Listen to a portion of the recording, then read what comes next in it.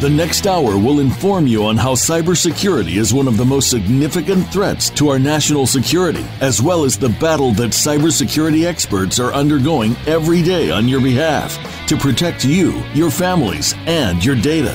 Welcome to Task Force 7 Radio with your host, the President and CEO of Task Force 7 Radio and Task Force 7 Technologies, George Rettas. Hello, everyone, and welcome to episode number 193 of Task Force 7 Radio, the voice of cybersecurity. I'm your host, George Rettas. I want to emphasize that all opinions expressed in the show are my own and not my present or past employers. I would never disclose any sensitive intelligence that I've been privileged to as a result of my current employment, and I would never knowingly disclose any classified information related to any security clearances I presently hold or have held in the past with the United States government, and nothing I say during this show should be construed as legal or financial advice. Before we get started, I remind our listeners that you can go online to the Cybersecurity Hub and read a recap of tonight's show and get other up-to-date cybersecurity breaking news at their very cool website, www.cshub.com. The Cybersecurity Hub is an online news source for global cybersecurity professionals and business leaders who leverage technology and services to secure their networks. The media professionals at the Cybersecurity Hub are dedicated to providing the latest interesting news, thought leadership, and analysis in the cybersecurity space. So again, and check out a recap of tonight's show and get other up-to-date cybersecurity breaking news. Go to the Cybersecurity Hub at cshub.com. That's the Cybersecurity Hub at cshub.com. So we got another great show for you this evening. We had a couple of weeks off and we're back at it. We got the CEO of Imagine Security, David Sokol, is going to be with us this evening. David founded Imagine Security in 2002. So he's been a successful entrepreneur for over 19 years. So he's going to have a lot of interesting thoughts and things to say tonight. I'm excited to have him. Prior to Imagine Security, David built and managed the West Coast operations for Global Integrity Predictive System and the Northern California security consulting practice for Arthur Andersen. So Imagine Security was founded to provide executive level security consulting services to Fortune 100 companies, enabling a secure work environment with reduced risk. As the president and CEO of Imagine Security, David provides executive advising services to Fortune 100 CSOs, guiding them through challenges in information security and compliance issues. Imagine Security's commercial clients cover a wide range of global organizations, including the financial, energy, healthcare, high-tech, manufacturing, and insurance industries. David has over 25 years of experience in numerous security engineering disciplines, including corporate information security, compliance program design, architectural design, application and platform controls, penetration testing, and network and physical security. David has managed and designed cutting-edge security programs and services and has developed enhanced security architectures for numerous enterprise commercial corporations, the Air Force, the Navy, and so on and so forth. Imagine Security has helped many enterprise corporations establish robust security infrastructures and compliance and security strategies. So it's time to welcome David to the show. Welcome, the CEO of Imagine Security, Mr. David Sokol. Dave, what's going on, brother? Thank you, George. It's a pleasure to be here. I was really happy to hear when you invited me on the show. I'd love to come on and just share all kinds of information with your audience. I'm looking forward to it. This is great. Thank you. Hey, it's great to have you. We're excited that you came on the show with us this evening. We got a lot to talk about. I want to talk about first on this first segment, what's on a CISO's mind and what's next in the next generation of the CISO, because I see so many things going on in this industry, and it just seems like the lifespan of a CISO is getting shorter and shorter and shorter. How has the role of the CISO been changing over the last few years? Let's sort of benchmark the conversation so that we could just figure out where we are and then go on from there. Absolutely. I think it's really interesting because a lot of people talk about the CISO being the best and the worst job you can possibly have in your career. Being a CISO comes with all kinds of responsibilities. You have to be working up at the board level these days. You got to be down in the trenches with the teams. You got to be reactionary to all the issues that are coming down, vulnerabilities, risks, compliance requirements. It's all over the place. And what's really interesting and what I've been working with a lot of CISOs on lately is making sure that they can teleport up or down to the right level for the job that they need to perform at a given moment in time. One of the things that really surprised me when I started working with CISOs, over 20 years ago, is that they really were technically trained back then. And when you put them in front of a board, when you took them in front of the C-suite, had to talk with the CEO of an organization, all of a sudden they started still talking technically to them. They didn't understand that they needed to bring things back up to a business perspective. And so they would end up walking out of those meetings going, wow, that was a lot of fun. That was great. I really got face time, but they didn't actually help the business progress forward.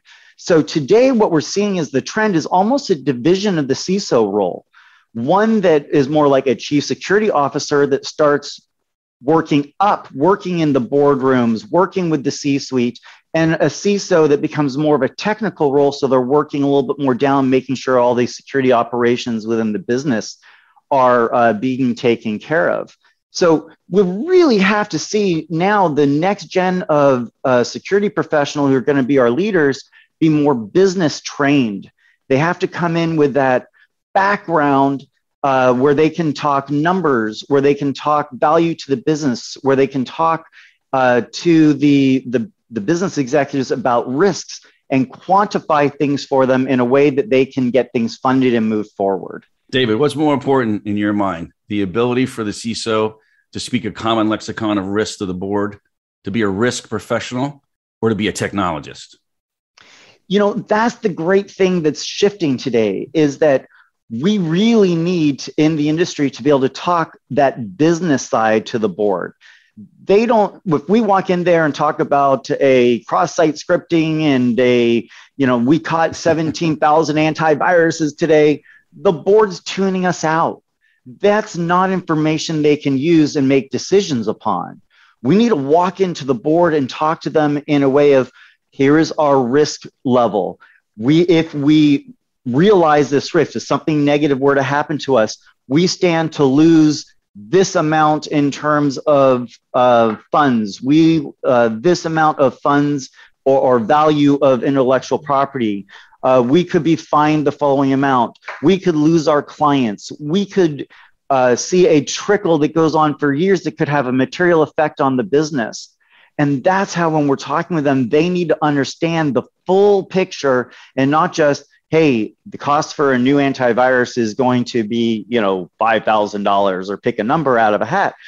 But instead, we need to talk to them about all the implications of, if we spend this funds, what's going to be the realized, what's our risk reduction? And if we don't do it, what is the worst case scenario we might realize from that kind of thing? So, David, how should CISOs be planning for the future, knowing, they have all these historical lessons, they have all these examples of what has happened, and, and look, there's a lot of examples out there for CISOs taking the fall, maybe, and not rightfully so, I would say, in the past, for breaches that happen and things like that. How should they be planning for the future? Should they be just focused on making sure that, I was the CISO of an organization and I'm proud that, I've never gotten breached and that they know of, right? But I mean, is that what they should be, where they should be setting mark? What's the North Star strategy for them?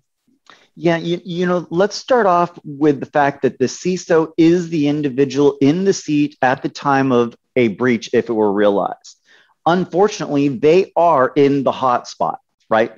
And so whether or not they say, they had the funding, they didn't have the funding, they were in charge. They were the ones who needed to communicate, make the business case to the board, make the business case to the financial side of the house to get the appropriate funding. So I talk about it being the best worst case position you have in an organization, and this is part of it, right? They're in the spot, so they're going to be held accountable. So we have to, as CISOs, really focus on a methodology to put the organization into the best position that we possibly can. And unfortunately, a lot of our CISO training is an incident response. And in incident response, we're reactive. Oh my God, the following just took place. All hands on deck. Let's start trying to address the scenario that's in front of us right now. But that methodology that we've been trained on doesn't necessarily trickle down into how we have to strategically run the business. That's what we move into when there's an issue. But when we're actually trying to determine where the business is going to move forward, we have to use we have to actually plan a lot more for the future. And so what at Imagine, what we've coined is our signature solution, our one clear path. And it's pretty simple at the very top level. And we can talk a little bit more, of course, about the details of it. But at the top level, it says measure where you are, understand what is the current state of the organization. If you don't understand where you are, it really is difficult to know where you need to go. Well, where do you want to go? Well, that's the second phase of it. Having your appropriate targets defined. Where is it that we're going to take the organization? How far do we need to go? And it's interesting because when a lot of security folks come in and they're trying to define their target state, they don't take the business in mind. They come in with pure security foundation, and they try to design the best security program under the sun. But that can cripple a lot of organizations. If you're working in a pharmaceutical company, you want to potentially protect the formulas for the drugs that you're creating, or the culture of that's being used in the laboratory. So you might need to actually take into account what is important to that organization, because maybe if they are really protecting just the formula, they don't care if there's guards and gates outside. And if it's a culture, maybe they want more guards and gates, and they don't care as much about protecting the formula itself. So maybe they don't put in a full, detailed, robust DLP solution. Maybe they just go with a smaller solution for that. And then so the third state, or the third phase, is going to be more implementation and integration. And we can talk a little bit more about what goes into each of those. But at the top level, we really want a CISO nowadays to look at where they are, where they want to be, and then start the planning and the implementation to get them there. So is this really just an understanding of how to create a roadmap, how to create a strategy, understanding transformation in an organization, understanding how organizational change, especially in information security organizations, is really, really difficult, really difficult. So we have a whole bunch of different skill sets here that you're talking about that, I think it really is difficult to find in one person, right? I mean, it's difficult to find all these types of skill sets in one person, someone who's technical, who understands risk. You call it the business, right? Understand. And I love the way you said it. I love the tagline, run it like a business. Sometimes we use it a lot in organizations, in information security. And then there'll be some information security folks that'll look at me and say, well, this isn't the business. That's the business, right? But they're not running the organizations like a business. They're running it like a tech shop. And I find that can be troublesome.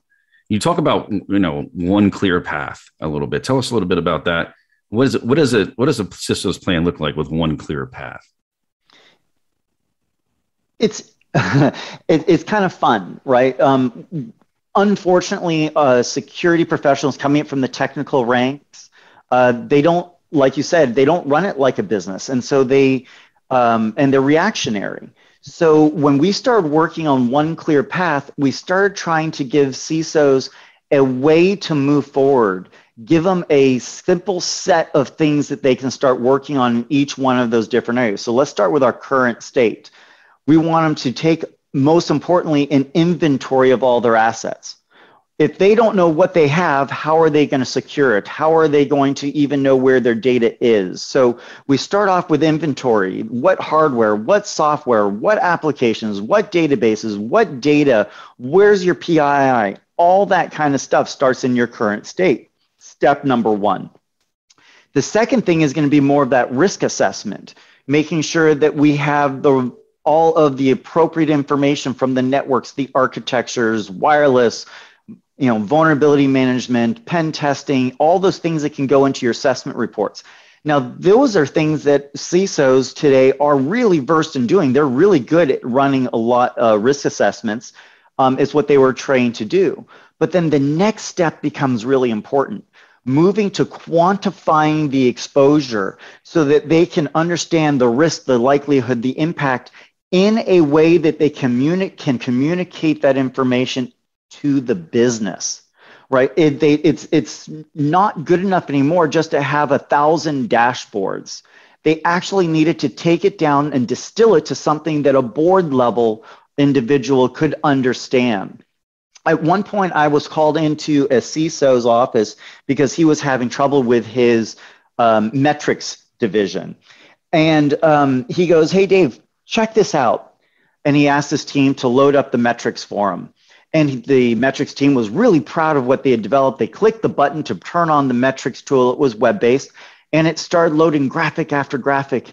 And after about 10 seconds, 15, 20, 30 seconds, this dashboard was still loading. I looked at the team and said, "But how long does this thing take to load?" And they're like, "Oh, it takes about 3 minutes." We went, "Wow." So 3 minutes goes by, they got the whole dashboard loaded. And there was so many different graphics in there. It was absolutely amazing, an engineering feat. And I looked at them and I said, "How long do you want the CISO to spend today reviewing the data that's in your spreadsheets here inside your metrics dashboards?" And they said, "Oh, no more than 20 to 30 minutes a day." I went, "Oh." And I looked over at the CISO. "How much time do you want to spend inside this dashboard a day?" It goes, "About 30 seconds. So I'm like, "So 30 seconds into the loading, you were done and you guys are still expecting him to be here." So we had to explain to them what we needed to do to distill this down to something that was usable. And so that's the kind of information that we can then take up to the board. So that's how we get to current state. Next, we start looking at our target state. At our target state, we actually need to understand how everything gets documented. Now that we have all those risks, they're quantified. We need our plan, security plan, our governance plans, our business requirements, compliance requirements, all those things come together. Because once we have it documented, we start painting a really good picture of where we're trying to go. Then, of course, we have the policies and the controls, all those things that will support the plans, call it the next level down. And then we can turn that into a service catalog, your IT security frameworks. And again, later on, we can talk a little bit more what goes into that service catalog. But basically, it's all the functions that the security organization are going to offer and provide to the business. And that might actually be based down to what they're doing from an industry perspective. We follow through on that into our third stage, where we talk about implementing and integrating, and we talk about having that gap analysis. Now we know where we were, we know where we want to go, we can get that true gap analysis roadmap together, move more into the implementation section of it, where we start doing more budgeting, planning for it. And then lastly, before we go into the rinse and repeat, we're going to go into the operations area, where we start doing more of the education, implementations, bringing things into operation, and then, of course, educating and taking those metrics back up to make sure all of the senior management, I always like to refer to them as the board, they can understand what the organization is doing, what our risk tolerance is at a moment in time, so they can help guide us forward. So that's a lot to think about. I think, do you think today, real quick, before we go to break, we got to go to a hard break here. Do you think that most CISOs understand what the board wants to hear right now? Do you think they're actually hitting the mark, or do the majority of them are still struggling with what to do and how to present to the board and how to reach them and communicate with them effectively? One of the unfortunate things that we have in the security industry is most CISOs were not formally business trained. And so they walk into the boardroom and they think a lot technically, and they talk about metrics, and they work really hard trying to bring their information down to what they think the board's going to need. But a lot of the times when they go into that board, they ask for things like support. "Hey, board, can the security organization count on your support?" And the board's happy to say, "Sure, you've got my support." And the CISO's so excited, and he or she walks out of the boardroom and says, "I got the board support. This was successful." Then they walk over to the CFO's office 5 minutes later and say, "Hey, I need funding to install this new widget that just came out." And they say, "Oh, I'm sorry, we don't have budget for you for that." "But I got the board support." Well, yes, you got the board support, but it doesn't mean you have funding. And so unfortunately, a lot of CISOs are scared or challenged when they actually need to start talking the numbers, telling the board exactly what they need to build a successful program that is appropriately sized down to what the board's risk level is. So as we maybe move into the next segment, we can talk a little bit more about this, but it's got to be about managing funding based upon the board's risk. The security team, we're the implementers of the board's vision. As a security professional, I'd love to take risk down to zero, but when I take risk down to 0, I'm taking basically the on/off switch and putting it into the off position because now I've got zero risk, but the business just stopped operating. So it's got to be the future for the CISO has got to be looking at the board, asking for their risk tolerance, and then implementing a vision that meets their needs with the funding that is appropriate to achieve their risk tolerance. All right, folks, we got to transition into commercial break, but stick with us. Lots more to come here in this episode of Task Force 7 Radio. So, hey, if you're a social media junkie, don't forget to follow TF7 Radio on your favorite social media platform. Follow us on Twitter, LinkedIn, Facebook, and even Instagram by searching at TF7 Radio, and you'll be immediately connected to the extended TF7 family. For any inquiries regarding sponsoring the show or suggestions for topics or guests, please email me directly at george.reedus@tf7radio.com. That's george.reedus@tf7, that's with the number 7radio.com. We're going to pause for some quick messages from our sponsors, and then we'll be right back with our special guest, the CEO of Imagine Security, Mr. David Sokol. So whatever you do, don't go away. You're listening to Task Force 7 Radio, the voice of cybersecurity. Become our friend on Facebook. Post your thoughts about our shows and network on our timeline. Visit facebook.com/Voice America. Business email compromise is the largest cybersecurity threat, making up 44% of all cybercrime losses. BEC attacks are targeted, socially engineered, text-based emails that appear to come from someone you know. Because they don't have attachments, links, or traditional indicators of compromise, they slip through email security defenses. In order to stop them, you need a solution that understands the good in order to stop the bad. Abnormal Security uses a unique behavioral data science and API-based approach to baseline good behavior and identify bad behavior. Because we understand the normal to stop the abnormal, we stop BEC account takeovers and more. You can use Abnormal with Office 365 or Google to protect your employees and organization from attacks that can cause financial and reputational damage. It's time for a new solution to email security. Experience the abnormal. Learn more now at abnormalsecurity.com/TF7. As CISOs manage known malware attacks, they also contend with the unknown unknowns. With 24/7 hacker innovation, where do CISOs place their next security investment bet? Find the answer with SINET. With forums and public and private partnership dinners in Toronto, London, Singapore, Tokyo, and across the U.S., SINET is a mission-focused, purpose-driven global community, advancing the next generation of cybersecurity solutions.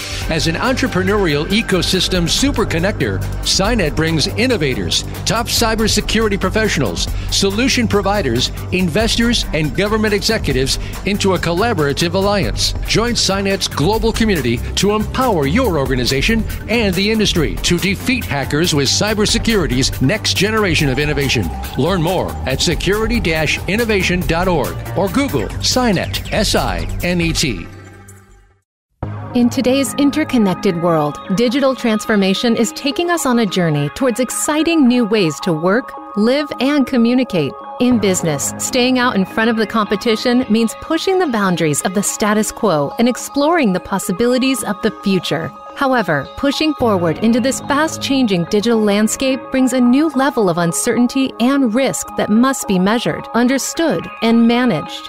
By delivering state-of-the-art cyber risk analytics, X Analytics is setting the standard to bring business clarity to the complex cyber threats organizations face each and every day. When it comes to understanding your financial exposure to cyber risk, trust what the global cyber insurance industry and Fortune 500 companies trust. Trust X Analytics to guide you through the uncertainty into cyber risk clarity. For more information about X Analytics, visit our website today at x-analytics.com. That's x-analytics.com. X Analytics, setting the standard in the enterprise cyber risk management.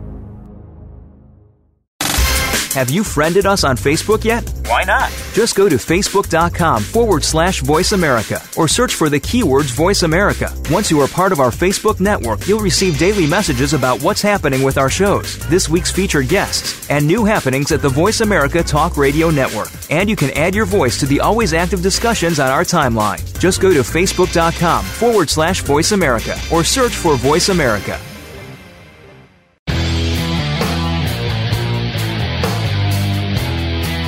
You're listening to Task Force 7 Radio with George Ritas. If you'd like to find out more about our program, please visit the website at taskforce7radio.com.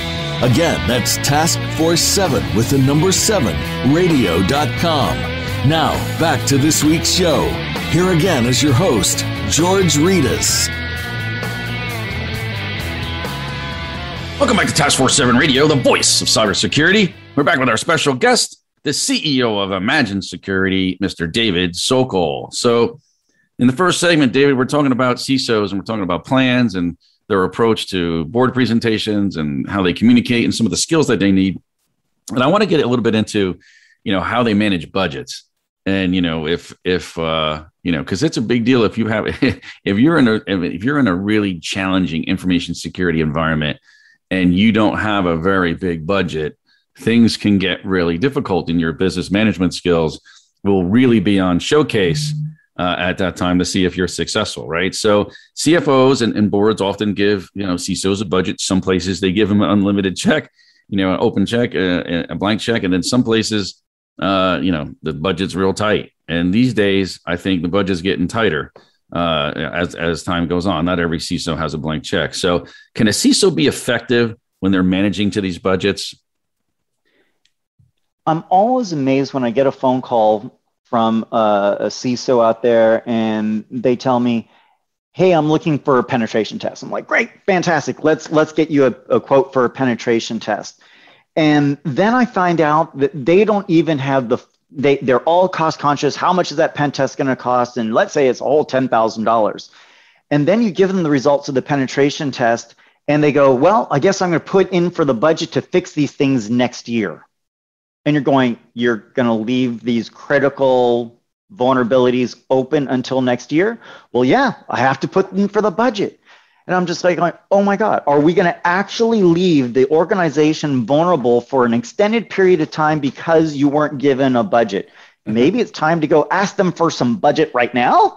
We know there's an actual vulnerability in your environment. And if you don't address it, well, you could be liable for fines. You have knowledge. You're educated on what the issues are within the business. If you don't take some action, we're in the wrong if we're not actually trying to take those things. It reminds me of a statement that I've heard over the years. Wars are not won without a plan to win them, right? They are, wars are won with that plan. They're not won on like predetermined budgets. And no kidding aside, we're at war in the cybersecurity industry. The enemy is out there and they're coming for us. We say nowadays that it's a matter of when, not if, they're going to be coming for us. Right. That's right. So I like to work with the boards to measure their risk tolerance, like I mentioned a little bit earlier. When they come to me and they say, hey, I'm in charge, we're putting you into that position, you're the CISO here, what should we do? I basically turn it back on them. I'm going to measure the organization on 7 different areas, call it governance, risk management, the architecture and design, the authentication authorization, the threat management, the data protection, the business continuity, disaster recovery, and legal regulatory compliance. And I take those 7 areas and I basically give them a scoring of where we are from a maturity perspective. And then I basically turn to them and say, look, this one's in the very high risk. This one's in the medium risk. This one's low risk. and say, hey, board, is that okay? Do you accept this level of risk? If you accept it exactly as is, I need minimal new budget to keep moving forward. I just got to maintain. But if you want me to lower these things down, it's going to cost money, right? I'm going to need to actually hire people, put people, process technology in place, that kind of thing. So then the board almost always says to me, I want everything in the low risk. Okay, great. Here's how much it's going to cost you to get and how long it's going to take me to get you there. Here's how much it'll cost if you want me there in 1 year, 2 years, 3 years. And then all of a sudden the board's going, maybe medium risk is okay, right? But it's their vision. We as security professionals need to help realize the board's risk tolerance and their vision. Because like I said earlier, I could easily put things into the OFF position, turn the systems off, and risk goes away. But then the business stops, nobody's making any money anymore. One final thought on that is that I call it the moving into the PhD of the CISO role. If we are doing things right, we need to start to move security from a cost center to a profit center. If we can measure the successes that we brought to the business, if we can show them that because the security team enabled the business to make another $5 million, pick a number, then maybe we can just turn to the board and say, by the way, we made you $5 million. We'd like a 5%, 10% of that to come back to an increase in our budget. So as we start moving into the next gen, and again, why I like security people to in the top roles to be business trained, because then all of a sudden they're going to understand how the board is thinking. And imagine the difference if we walk into the board and say, I just made you an extra $10 million. By the way, I'm going to need $500,000 increase to keep going. And by the way, I'll do this again for you next quarter as well. I'll bring in another $10 million. By the way, I'm going to need another $500,000 to do that. But all of a sudden, we become a profit center instead of a cost center. And imagine the different world the CISO would live if he was in a cost center world rather than or versus a profit center world. Oh, it would be huge. And how often in your experience do you see boards change their risk appetite when it comes to information security? On the same topic, even. You know, I was in a board meeting one day when the CISO was at odds with the IT team. The IT team, well, you know, they weren't giving the CISO money. They were always complaining about the hindrance that the security team was bringing to them. And the CISO did an amazing thing. He turned, without giving prior notice, he turned to the IT CIO and said, I would like you to present my slides for me to the board. And the CIO said, sure. And he comes up there. And next thing you know, the same individual that 5 minutes earlier was saying, I'm not funding you, we aren't going to be doing this, was presenting to the board the CISO's vision. And all of a sudden, he was talking about what he's going to do and how his organization was going to be supporting the security team and how they're going to move forward. And he got buy-in by just becoming a team, by pulling the IT organization into the security practice just by having them present. Overnight, there was a huge difference in just the collaboration between the two teams because it was no longer just the CISO's vision, now it was IT's vision as well. Now, it was interesting because after this meeting, the CIO actually called me up and he invited me into his office and he sat down with me and said, you know, it's interesting. I know security is important. I'm not security trained. I'd like to understand a little bit more. And he goes, when is it going to stop? Every time I see the CISO walk into my office, he asks me for money. He goes, today was my final straw. I saw him walking down the hall and I turned and walked the other way. He goes, I don't want to have an adversarial relationship with my CISO, but I was worried he was going to ask me for money and it's not in the budget right now. He goes, what's going on? Every time he says he fixes something, he has something else to do. And I said, you've got a managed from the top 10 list style of CISO right now. He's always got a top 10 list for you. And if he closes something out, he puts it in his checkbox, moves it into just more of an operational state, and he adds something new to the list. And he comes back to you and says, I need budget for that again. Said it's never going to stop, essentially, in this model. And so I explained to him that in my world, I like to look at cybersecurity as 7 categories of items, totaling 64 different items. He goes, 64 items? I said, yep, 64 things that we might want to do in the security practice from a security, I'll call it catalog perspective. And I showed it to him in graphical form. He goes, why hasn't the CISO showed me this? I said, it's an unfortunate thing, but this is something we as an industry needed to create because there isn't a standard out there. So every CISO needs to create their own vision. There isn't something out there that says, here are the security service catalog items that thou shalt be providing to your organization. And if you say there's 64 of them, well, that can bankrupt a small organization. So we need to pick and choose which ones are appropriate and move it up and down at the appropriate time. All of a sudden, that CIO turned to me and he goes, I think I get it. He goes, I don't necessarily like it because it sounds like the money requests are never going to stop, but at least he understood it. And then we talked about how you can use a risk analysis to then pick and choose where you're going to go and how far you're going to go on each one of them. Because not everything in an organization needs to be a maturity level on a scale of 1 to 5, needs to be a 5, right? We can say this is good enough here being ad hoc. This one over here, we want a formal process. Over here, we need to automate and measure. And then we can actually come together in a way that all of us at the boards, in the IT teams, in the cyber teams, we can all understand and talk that common language. So, it's interesting. You're talking about, in some sense, priorities. Priorities are what you do with the money. You have the top 10 list. You check one of those boxes off, and then something just replaces the item that was on the top 10 list, and you have 10 again, and you're asking for more money. How do you, once you get the budget, how do you prioritize all these information security needs that go across the organization? I mean, how do you do that? Yeah. So if you kind of a little bit go back to the one clear path, and this, of course, is being one of the elements within the clear path, we call it the security program overview. We create that security programs overview so we can see on a single piece of paper where we are in a current state. We can see on a single piece of paper where we want to go, the future state. And then we can create on another piece of paper, sorry, we're up to, 3 pages there.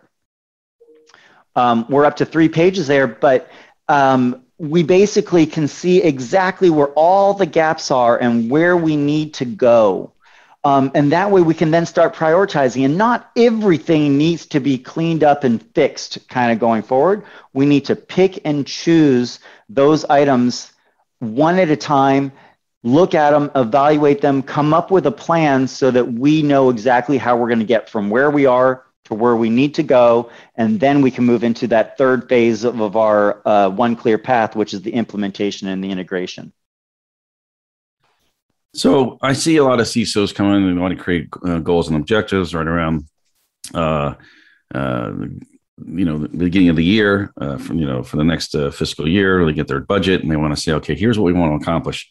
What does a security goal look like for a CISO? Like, what should it look like? Let's put it that way.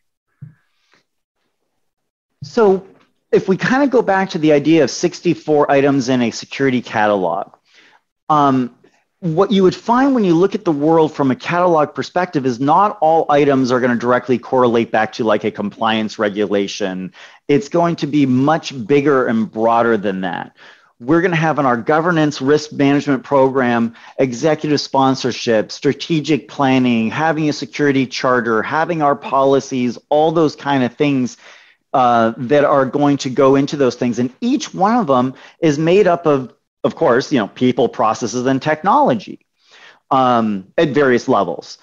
But if we look at taking an executive sponsorship, if we aren't actually spending time educating our boards, educating the IT teams so that we all can become a unified team in this war, we're never going to really achieve our goals.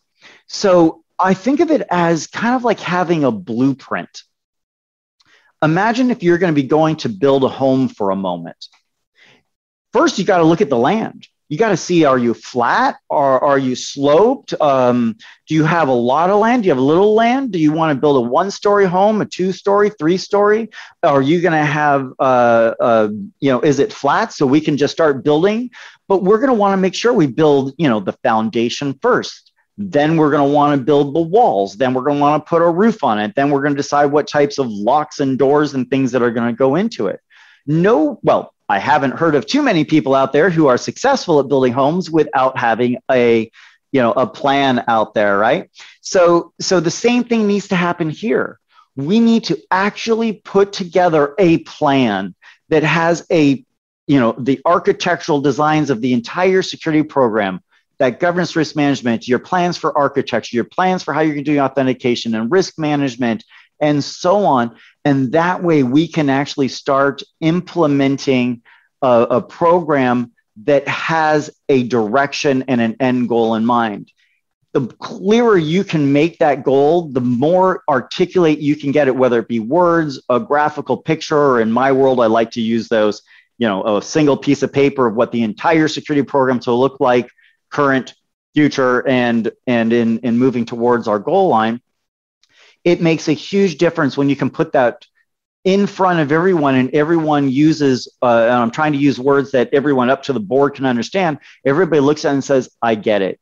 Again, we're avoiding those terms like the cross-site scripting that the board's glazing over on. I want something simple: cloud security, wireless security, database security, application vulnerability management, words that can be understood by anybody, whether they're security trained or not.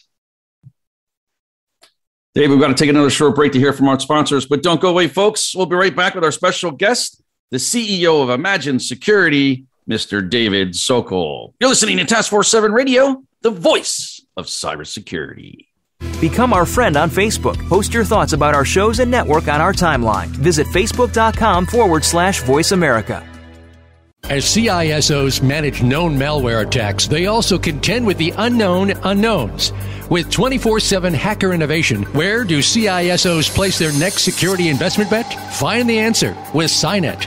With forums and public and private partnership dinners in Toronto, London, Singapore, Tokyo, and across the U.S., SINET is a mission-focused, purpose-driven global community, advancing the next generation of cybersecurity solutions. As an entrepreneurial ecosystem super connector, SINET brings innovators, top cybersecurity professionals, solution providers, investors, and government executives into a collaborative alliance. Join SINET's global community to empower your organization and the industry to defeat hackers with cybersecurity's next generation of innovation. Learn more at security-innovation.org or Google SINET, SINET. In today's interconnected world, digital transformation is taking us on a journey towards exciting new ways to work, live, and communicate. In business, staying out in front of the competition means pushing the boundaries of the status quo and exploring the possibilities of the future. However, pushing forward into this fast-changing digital landscape brings a new level of uncertainty and risk that must be measured, understood, and managed. By delivering state-of-the-art cyber risk analytics, X Analytics is setting the standard to bring business clarity to the complex cyber threats organizations face each and every day. When it comes to understanding your financial exposure to cyber risk, trust what the global cyber insurance industry and Fortune 500 companies trust. Trust X Analytics to guide you through the uncertainty into cyber risk clarity. For more information about X Analytics, visit our website today at x-analytics.com. That's x-analytics.com. X Analytics, setting the standard in the enterprise cyber risk management. Have you friended us on Facebook yet? Why not? Just go to facebook.com/Voice America or search for the keywords Voice America. Once you are part of our Facebook network, you'll receive daily messages about what's happening with our shows, this week's featured guests, and new happenings at the Voice America Talk Radio Network. And you can add your voice to the always active discussions on our timeline. Just go to facebook.com/Voice America or search for Voice America.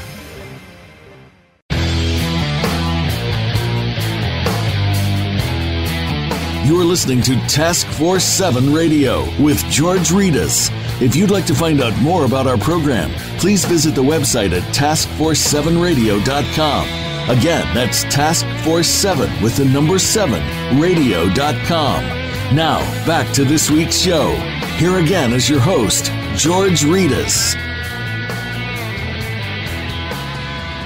Welcome back to Task Force 7 Radio, the voice of cybersecurity. We're back with our special guest, the CEO of Imagine Security, Mr. David Sokol. So, David, we were talking a little bit about budgets and prioritizations and goal setting, and the resource issue is just a really big problem.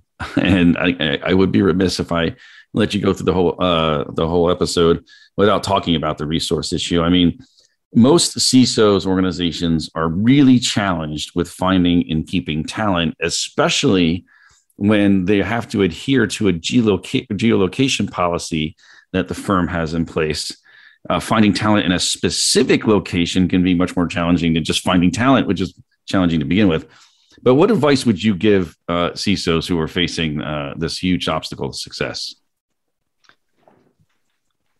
I was on a call yesterday, and the customer turned to me and they said, "Hey, I need some help." I said, "Great. What do you need help with?" And he goes, "Security." I said, "Okay, thanks. You called the right guy. I hope I can help." And I said, what elements of security do you really need help with?" And he goes, "All of it." I went, "Okay. Is there something specific I can do for you right now to kind of help you out?" He goes, "Well, I need someone who can take a look at our Windows devices, our Linux devices, manage our vulnerabilities. I need them to be able to remediate everything. By the way, I really would need to know what to do, when to do it, how to do it." And he kind of gives me this little pitch like this. And he kept going and going. He talked for about 10 to 15 minutes. And at the end of the 10 to 15 minutes, I went, "So you're looking for Superman, right? He wears a cape. He has a big S on his shirt. He's going to fly around." And he's like, do you mean this is unrealistic?" And I'm like, yeah, it might be just a little bit unrealistic to find that gentleman. And I turned and said, "Well, what are you looking to pay for this guy when you do find him?" And he goes, I haven't got it budgeted yet." I'm like, "Oh, great. Well, that's going to be an interesting one." He goes, "What's the going rate for security people? $20, $30, $40 an hour? I need to be able to do some budgeting." And I'm going, uh-oh, right? You're looking for Superman and you don't have any funding. Okay, we'll see where we can go. And he added one more thing. "And by the way, I need him to be in San Francisco." I'm like, "Oh, we need Superman at $20, $30 an hour. Oh, and he has to live in one of the most expensive cities in the United States. Okay, we've got a real challenge here, don't we?" All right. So I basically started talking him back down to understand. I said, what is core? If we go back to what is it that you need to achieve first? What do we need to do? And again, if we come up with that path, right, that one clear path, we're going to say, these are the 4, 5, 6, 10 things, whatever it is that we need to focus on right now. Let's see if we can find you some talent with these specific items in mind. So we're not looking for Superman anymore. Maybe we're going to bring in someone just to help run your vulnerability scanner tool and help you with some of the remediation. Let's keep it simple. Now, once we know what is important for you to find, because it's core to your business, you can't run your business without a vulnerability management program or something of that nature. That's what we'll focus on. Now we can start achieving it in bite-sized pieces. And if it isn't core to your business, if you're basically it would be a nice to have, maybe it's time to look at outsourcing for those functions. If you're a small company, it does not make sense to run a 24/7 monitoring organization with 10, 12, 14, 15 people in it. Hey, it's a heck of a lot cheaper for about the cost of maybe an individual to just outsource it to a third party. A tenth of the price, right? So I think my first set of advice to organizations would be, make sure you know exactly where you're going to, focus on your core, focus on the elements that you need to shore up right now, and outsource the things that are not key to you or things that would take years to come up to speed on And that way you can find the right individuals, plan for those the cost of those individuals. And also one of the comments you made about the location, be more open to having a remote workforce in your security team. If I need help secure up a server, do I need to be physically at the server, or can I be logged into it and checking its configuration from a remote location? The world's moved to more of a remote type of scenario. And hey, as long as they're close to an airport and I can bring them in for an emergency, for a need, that helps satisfy most of our needs. It helps us even in Imagine Security itself. Our teams all around the United States, and that way we can support organizations wherever they are. But if there's a corporate need, we bring them in for it. So how do you attract and retain talent at your own organization? What do you do at Imagine Security? So just like, that conversation I was in yesterday where the individual is saying, oh, I've got, $20, $30 kind of thing. It can't all be about the money. There are certain organizations out there right now that are just throwing money at a problem. And then so they might pay a really, really high salary, but they work the individual, 80 hours a week. They're just working nonstop, and they burn those individuals out. And then all of a sudden I get the phone call, says, I can't do this anymore. This is just too much. I actually had an employee come to me one day when he called me up and he basically said, hey, I'm sitting in an airport. And he was at one of my clients at the time. I'm sitting in an airport. I'm like, okay. He goes, my family member just passed away. Said, oh, I'm really sorry to hear that. And he goes, yeah, but that's not the worst part of it. I'm flying to basically be with my family after this tragic situation. And I just got a call from my boss that says I'm being redirected to go do an emergency penetration test. And when I told him I'm out on bereavement, he said, well, can you go can you mourn afterwards? And he goes, I'm done. I can't do this anymore. And he actually went off and, believe it or not, he actually went and did the penetration test instead of being with his family for a few moments. And as soon as he got back, he said, I need a job. I need work-life balance. And so that's what we started really trying to embody here. We said we need to put the person's needs up there with the business needs. So we make sure that folks take the appropriate time off. We basically go to them and say, you haven't taken your vacation. When are you taking your vacation? Hey guys, you've been working quite a bit. You need to take an extra day off. Why don't you take Friday off and we'll cover for you?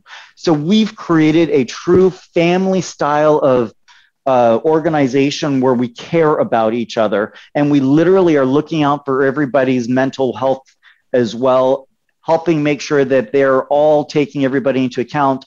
And, don't get me wrong, they got to be paid well, but they're paid well, but they get work-life balance. They get to do the things they want to do. They can accelerate their careers. They can move on up. All the positions are open for the taking. Just come in there, take the role, and we'll help them grow into those spots that they want to be in. These days with the budgets sort of shrinking in some places, there's a lot of talk about outsourcing and the benefits of outsourcing some information security services. Are there any types of specific information security services that you recommend CISOs look to outsource?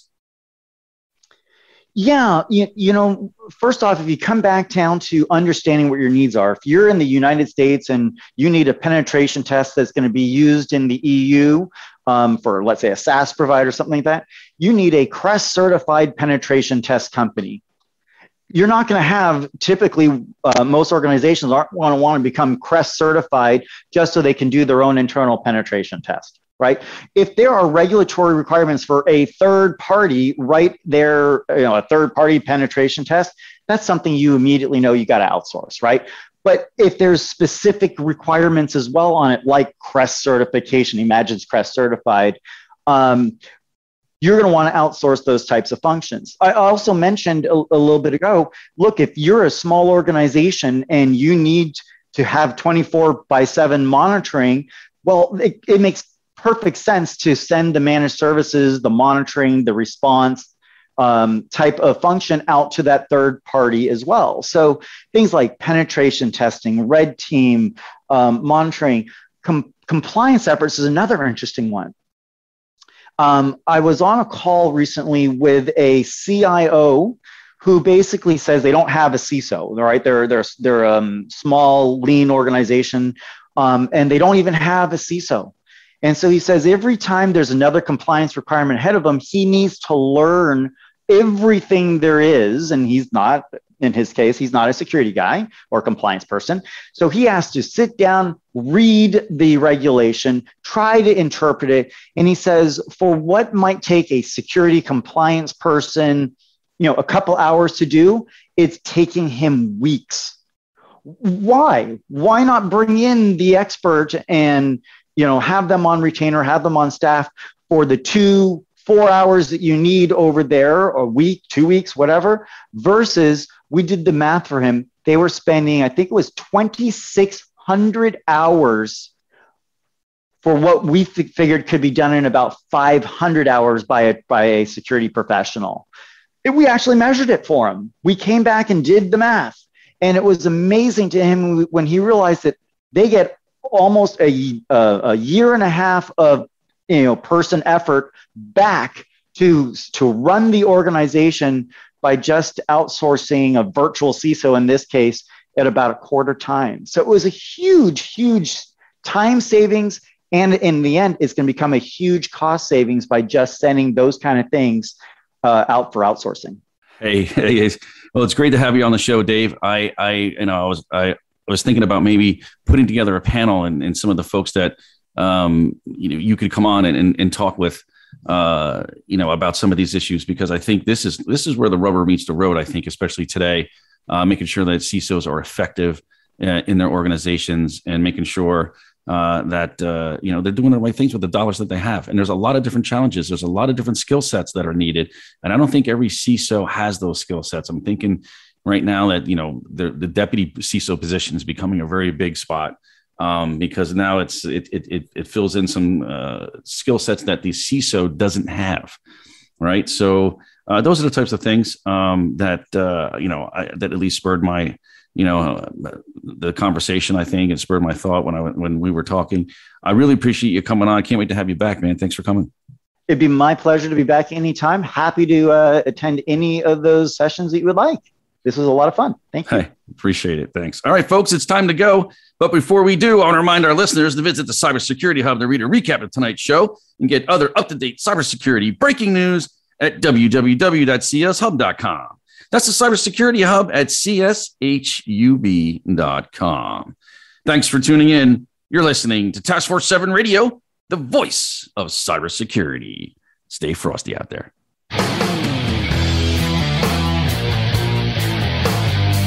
Thank you for tuning in this week to Task Force 7 Radio. To learn more about Task Force 7 Radio, please visit our website at taskforce7radio.com. Be sure to join your host, George Reedus, again next Monday at 8 p.m. Eastern Time, 5 p.m. Pacific Time on the Voice America Business Channel.